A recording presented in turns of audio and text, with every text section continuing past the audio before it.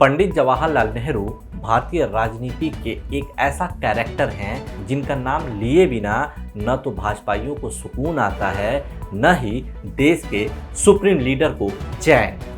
ऐसे में सवाल उठकर सामने आता है कि जवाहरलाल नेहरू में आखिर ऐसी क्या खास बात थी कि आज भी उनकी मौत के 60 साल बाद भी वो भारत की राजनीति में इतने रेलेवेंट हैं। आज का पूरा एपिसोड जवाहरलाल नेहरू पर केंद्रित है। कौन थे जवाहरलाल नेहरू, क्या थी उनकी राजनीति, उनका व्यक्तित्व कैसा था, उनसे जुड़ा हुआ विवाद क्या है और उनके बारे में जो अफवाहें फैलाई जा रही हैं वो कितनी सच हैं, कितनी झूठ। इस वीडियो के अंत तक बने रहिए, आपको नेहरू के बारे में कई सारी जरूरी जानकारियां मिलेंगी। 14 नवंबर 1889 को यूपी के इलाहाबाद में मोतीलाल नेहरू और स्वरूप रानी के घर एक लड़का पैदा हुआ जिसका नाम जवाहरलाल नेहरू रखा गया, जो आने वाले वक्त में भारत का पहला प्रधानमंत्री बना। जवाहर के पिता पेशे से बैरिस्टर थे, परिवार सम्भ्रांत था। इन सब के चलते नेहरू की परवरिश में कभी कोई कमी नहीं आई। नेहरू की शुरुआती पढ़ाई लिखाई इलाहाबाद में ही हुई। हायर एजुकेशन के लिए उन्हें इंग्लैंड जाना पड़ा। लंदन से नेहरू ने कानून की पढ़ाई मुकम्मल की। इस दौरान उन्होंने दुनिया भर में चल रही राजनीति का गहन अध्ययन किया, समाजवाद के बारे में बारीकी से जानकारी इकट्ठा की। पढ़ाई मुकम्मल करने के बाद साल 1912 में वो भारत वापस आए। नेहरू की शादी साल 1916 में कमला से हुई। वहीं साल 1919 में नेहरू पहली बार गांधी जी के संपर्क में आए। यहीं से उनके असल राजनीतिक कार्य की शुरुआत होती है।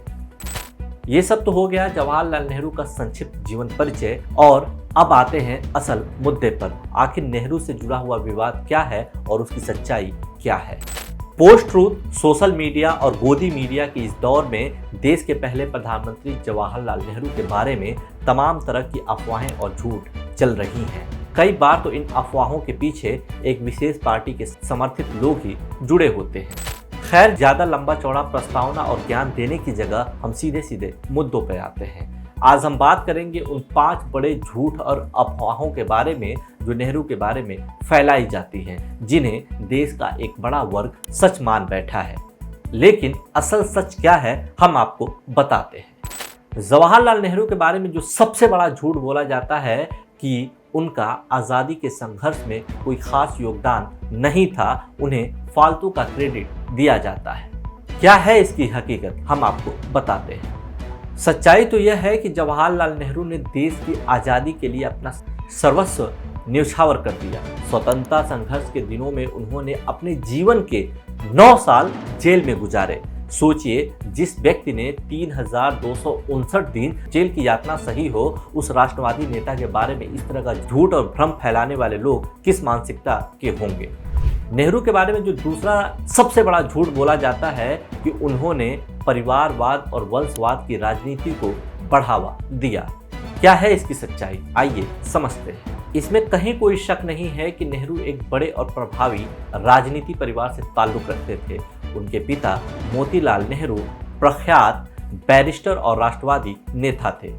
लेकिन यह भी सच है कि नेहरू ने जो कुछ भी हासिल किया अपनी काबिलियत और मेहनत की बदौलत हासिल किया। कांग्रेस में फर्श से लेकर अर्श तक का उनका सफर उन्होंने अपनी मेहनत से तय किया। ये बहुत साधारण सी बात है कि जब प्रधानमंत्री रहते हुए उनका देहांत 27 मई 1966 को हुआ, उस समय उनकी इकलौती बेटी इंदिरा गांधी कौन सी बड़ी राजनीतिक पद पर थी। हकीकत तो यह है कि इंदिरा गांधी ने जो कुछ हासिल किया वो अपनी मेहनत और काबिलियत की बदौलत हासिल किया।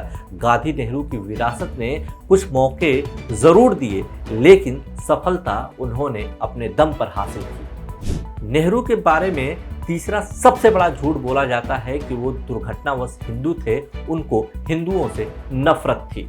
जनाब, यह बात पूरी तरह बकवास, मनगढ़ंत और बिना सिर पैर की है। कुछ धर्मांध टाइप के लोग उनके बारे में इस तरह की अफवाहें इस वजह से भी फैलाते हैं क्योंकि उन्होंने अपनी पूरी जिंदगी में धर्म का इस्तेमाल राजनीति के लिए कभी नहीं किया। धर्म उनके लिए व्यक्तिगत आस्था का विषय था, राजनीति का नहीं। हिंदू मैरिज एक्ट, सोमनाथ मंदिर विवाद की वजह से भी कुछ लोग उनका नाम इसमें घसीटते हैं, लेकिन सच जानने के लिए हमें अपनी आंखों से अंधभक्ति का पट्टी हटाकर ज्ञान के मार्ग पर थोड़ा वक्त गुजारना पड़ेगा। नेहरू के बारे में चौथा सबसे बड़ा झूठ यह बोला जाता है कि उनका सरदार पटेल और सुभाष चंद्र बोस के साथ रिश्ते ठीक नहीं थे।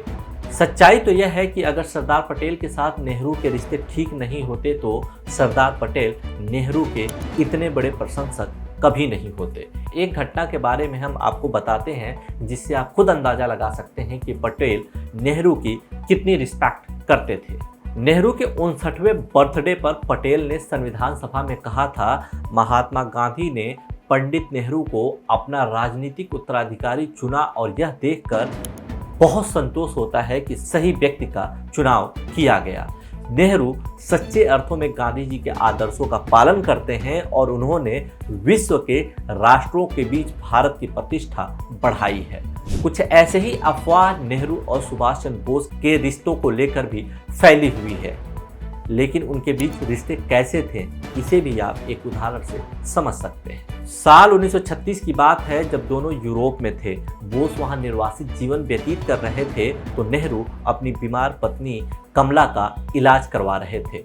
नेहरू की पत्नी कमला का जब निधन हुआ तो बोस तुरंत मदद के लिए पहुंचे। अंतिम संस्कार की व्यवस्था की, उदास नेहरू का ढांढस बंधाया।